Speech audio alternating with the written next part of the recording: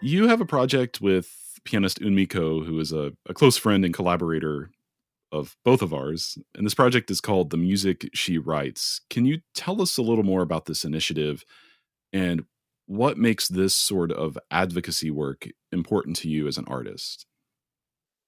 Yeah, so we began this during the pandemic, and Eunmi and we had never met until years after we had put this online festival together. The way it started was Eastman had its centennial, and we both wanted to do something for it, and they were so the way Eastman celebrate its centennial was by celebrating with 100 concerts. Oh, yeah. And so that's how me and I thought, oh, maybe let's do something together, and let's our concert will be on the Eastman website, and we will be able to connect with a lot of friends and have put something that is meaningful to us.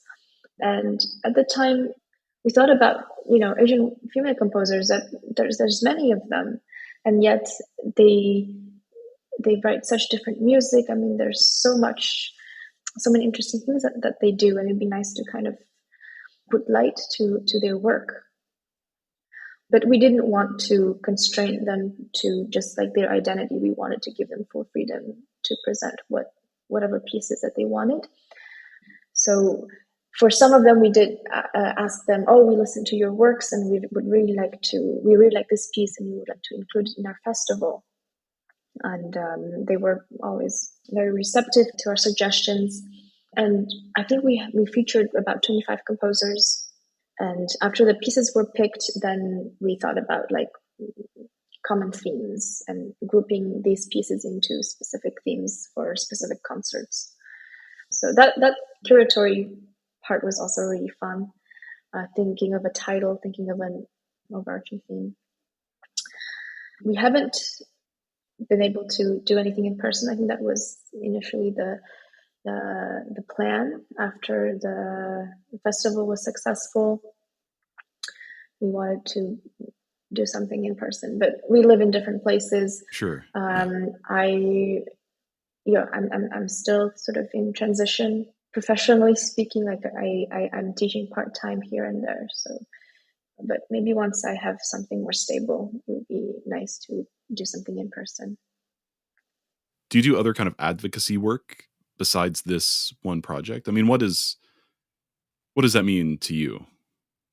For me, it's really just, I really like showcasing other people's work and being like, oh, look, what are the cool things that people are doing? And, Asia is a huge continent, and I really like the variety of the work that we were able to get. I mean, when people think of Asia, they don't think that there's, also like the western part of Asia, right? Like Iran. Right. I mean, there are so many interesting composers from Iran, and then through to India, to Japan, to China. I mean, there's just so much there.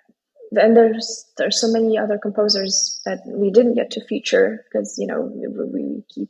But it'd be cool to feature more, and also maybe composers who are not based in the U.S. but Asian female composers who are based in Europe. I also met some people after who reached out to me through the website. This composer from Norway, and she told me, "Wow, this is so inspiring. I didn't meet many female Asian composers until I was much older, and this is really cool and very moving to see this happen."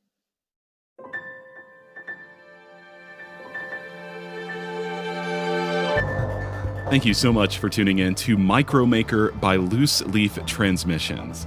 We hope you enjoyed this brief glimpse into the inner workings of the creative life. If this resonated with you, be sure to check out the full conversation on Music Maker with Tyler Kline, a podcast exploring craft and process, philosophy and inspiration, and the honest, often messy parts of being an artist, creative uncertainty, purpose and identity, and resilience. You can find Music Maker wherever you get your podcasts, or by visiting musicmakerpodcast.com.